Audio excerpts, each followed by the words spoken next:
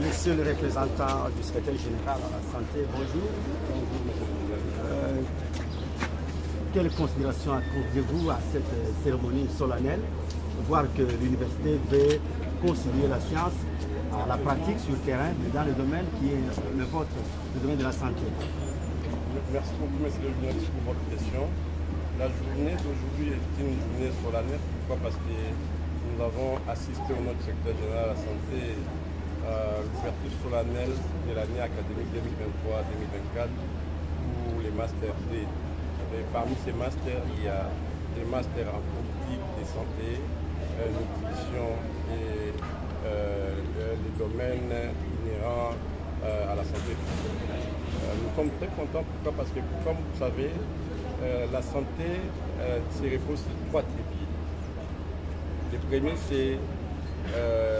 premier pilier, sont les ressources humaines. Le deuxième pilier, sont les ressources en termes d'infrastructure. Et puis, le troisième pilier, sont les médicaments et matériels. Ce qui permet à ce que nous puissions offrir à la population des soins de santé de qualité.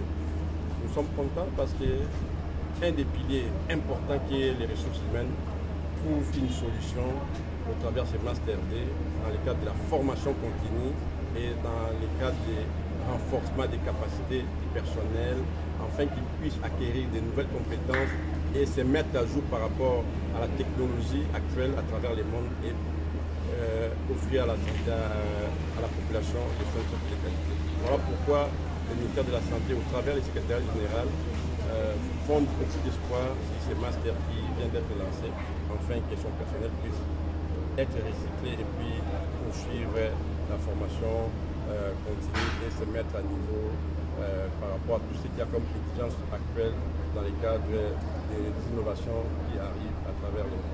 Quel peut être l'accompagnement du ministère de la Santé de l'État congolais pour cette université qui veut aussi épauler le gouvernement, matérialiser la vision du gouvernement dans le domaine de la santé? L'apport, l'accompagnement peut être en quoi, par exemple? Au mois de février, on l'a dit tantôt là, il y a eu un protocole d'accord qui a été signé entre le ministère de la Santé ainsi que l'Université technologique Berne Campus au travers de notre programme spécialisé qui est le programme de nutrition. Bon, après la formation théorique que les apprenants des Master D auront ici, ils vont aller parfaire leur connaissance par la formation pratique.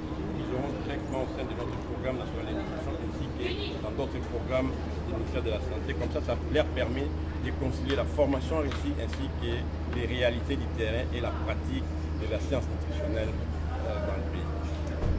Merci. Monsieur le recteur, professeur ordinaire Jacques Sabiti, bonjour. Bonjour.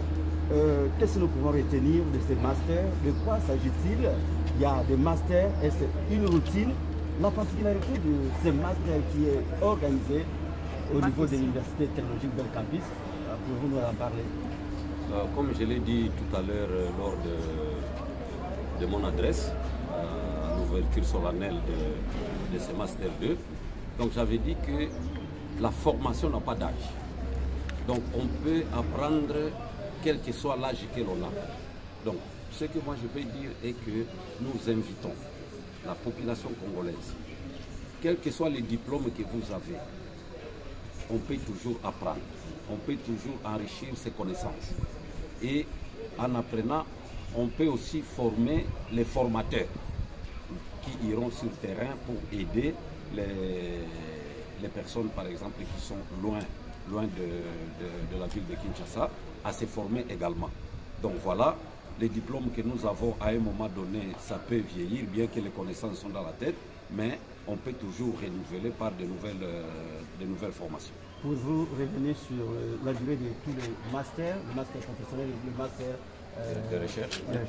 Oui, disons la durée est d'une année. Donc les enseignements commencent à 16h30 et se terminent à 20h30. Donc comme je l'ai dit tout à l'heure, donc les enseignements se feront en présentiel pour ceux qui sont ici à Kinshasa, et ceux qui sont dans des provinces, ils pourront le faire en ligne, donc en visioconférence.